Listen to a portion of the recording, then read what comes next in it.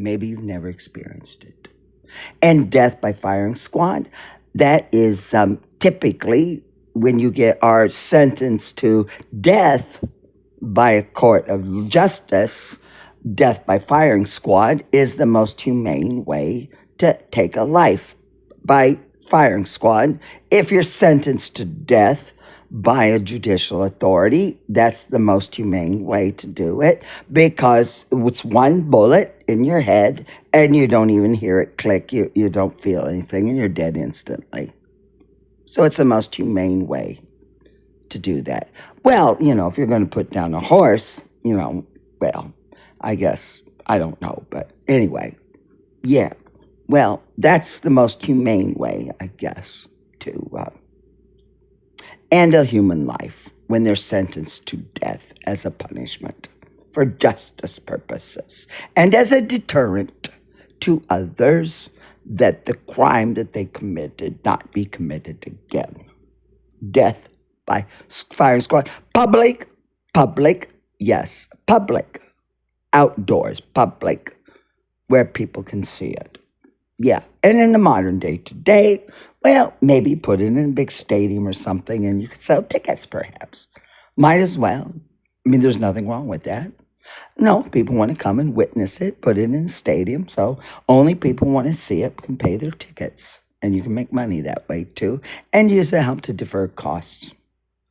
Yeah, that sounds like, well, what you would just want it to be public, and you wouldn't want it to be out public where just anybody might see it, so you could take care of that.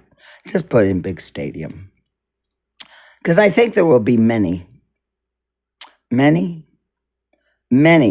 that will be tried according to judicial process, and the sentence will be guilty, and the punishment will be, the sentencing will be death by firing squad. I think there'll be a large number of individuals. Yeah, that is what needs to happen. So it'll be quite the involved circumstance. It'll take a while to get that all planned out. Yeah, because we're at war. The United States declared on the 28th day of February, war totalitarian. United States and our special partner, the State of Israel, Donald John Trump, President of the United States, Benjamin Netanyahu, Prime Minister of Israel, two special partners, declared war, along with our allied friends, Gulf states, declared war totalitarian. So we are now in day 10 of war totalitarian. Yes. Well, declared war Iran. Iran, a piece of land with a border, just Iran. I'm not going to get into Islamic, no, just Iran only. Just Iran. Yes, Iran. Iran and a territory. We did not, war totalitarian was not declared against some government or administration, not people, not administration, not a government, not an Ayatollah, not any of that. No, war declaration is against a nation, a country, a territory with a name. United States, war against the United States. Well, that's the territory of the United States and its name. So that's the same thing. It's Iran, because I'm not going to dice and mince all these tedious conversations. The regime, no, it's war totalitarian, was declared against as a belligerent, a combatant, enemy combatant of the United States and Israel and our allied friends is Iran. That's a territory with land. Yeah. Nothing that's on the land, the people on the land. The declaration of war is not against people on the land. It's not. And it's not against facilities on the land or people on the land. No, you don't declare war against a building. No, it's the territory, Iran, just to be clear about this. So when it's war totalitarian and I know that President Trump has made it very clear. Unconditional surrender. That's it. That's all. Unconditional. I don't know until that person has to do that. People have to do that. Unconditional surrender must be signed by someone or a group of people, someone who has the authority to sign unconditional surrender. Well, if we don't know who's heading the regime or who's in charge of all people stuff, well, then the war totalitarian will continue until such time that President Trump, Prime Minister Netanyahu, in consultation with allied friends, privately discuss amongst themselves when they believe that there is a person who has the authority to sign unconditional surrender and sit down at a table and do that. And then it will stop and come to an end. Until then, we are on day 10 of war totalitarian. That's it. That's how it works. That's how it always works. So I don't know how many days there's going to be, but I'm going to say this. The 28th was 0 day. 0 day? Yeah, 0 day, because that's when it began. So day 1 of the period, war totalitarian, was Sunday, the 1st. Now we're on day 10. But the 28th is 0 day, the day it begins. Right. Yes, that's correct. It's like the president. They're sworn in at noon on January 20th. Well, that's at noon. So that's 0 day of the presidency because it's a transition time. Day 1 of a presidency is the 21st. It's the same thing. Yeah. So there you go, folks. Well, let's go back to the beginning of this because I started in the middle. Ronnie-Ward from the Ditmas Park section of the Flatbush neighborhood, Borough, Brooklyn, County of Kings, City of New York, State of New York, United States. This is, wait a minute. This is Muppet Songs, Roy Clark, Yesterday When I Was Young, posted to YouTube 7 years ago. Well, it's now 2026, so 7 years ago was, 2019. 10,000 views. Yeah, 10,000 views. Muppet Songs, Roy Clark, Yesterday When I Was Young, October 29th, 2018, 10,970 views.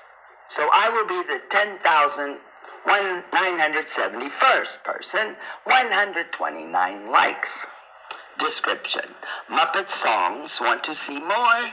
Check the Muppet Songs playlist, https://www.youtube.com/playlist question list list equals PLNFTPLRASXX We could pick that up. 9 Maybe.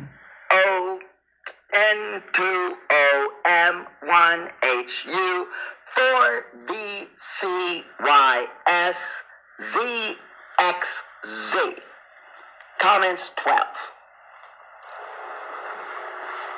Let me see what else is on here. Nope.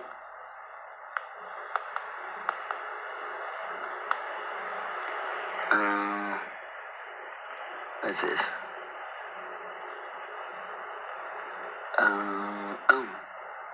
Oh, just a minute. Oh, here. Oh, the channel's at MUPPETSONGS 63,100 subscribers. Go to channel. Go to channel. Yeah, go to channel. Oops. Man, no, I don't want that. No, that's not what I'm looking for. Let me see. Well, the channel description: Jim Henson and his Muppets. The Muppet Show, Sesame Street, Fraggle Rock, Muppet Movies, Muppets Tonight, Muppet TV Specials, Muppet Home Videos, Jim Henson's Animal Show, Fraggle Rock, Return to the Rock, Little Muppet Monsters, The Jim Henson Hour, The Ed Sullivan Show, Saturday Night Live, Sam and Friends, The Muppets, and more. More information, country, United States, joined YouTube on August 31st, 2018. 63,100 subscribers, 1,605 videos, and a total of 73,077,205 views. Okay, so 73,077,205 views. Yeah, that's how many views since August 31st, 2018. Yep, it is how many views since August 31st, 2018. Yeah, so let's do the math. 73,077,000. Yeah, 73,077,000. Yeah, so let's do the math. Yep, August 31st, 2018. So this is easy. I'm going to use Gemini AI to do the math.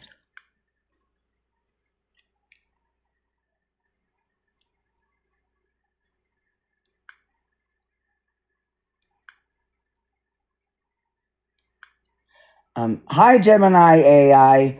Well, it is 4:54 p.m. Eastern Standard Time, and it's Tuesday, the 10th day of March, 2026. And I have a question for you. So can you please verify the time and the date? And then I'll ask my question. Oh, add the weather. Hello. I can certainly verify that for you. It is indeed 4:54 p.m. Eastern Standard Time on Tuesday, March 10th, 2026. Everything is perfectly in sync. I'm ready when you are. Yeah, just real quick. Can you give me a weather for London, please? In London, United Kingdom, it'll be cloudy with a high of 53 and a low of 47. Can you please give me the weather in Beijing, please?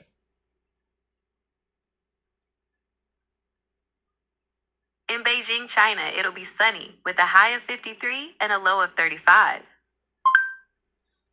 Can you please check your weather sources and tell me currently a populated place where's the hottest, warmest temperature right now on Earth, the planet, and the place that has the coldest temperature, excluding Antarctica? Right now, the planet is showing some serious temperature contrast between the northern and southern hemispheres. The hottest place, the warmest temperatures are currently being recorded in Australia and parts of southern Texas. Australia, towns like Port Augusta and Andamuka have been hitting sweltering highs of 122 degrees Fahrenheit, 50 degrees Celsius. United States, in southern Texas, temperatures are approaching 90 degrees Fahrenheit today, the coldest place, excluding Antarctica. The most extreme cold is currently centered in Siberia, Russia, Oymyakon/Yakutsk region. This area frequently records temperatures between minus 40 degrees Fahrenheit and minus 60 degrees Fahrenheit during this time of year. Even in late winter, it remains the most consistently frozen populated spot outside of Antarctica. It's a massive gap, nearly 180 degrees difference between the two extremes. Would you like me to look up the specific forecast for any of those Australian cities to see if the heat wave is breaking? No, you know what? Why don't we check on current weather?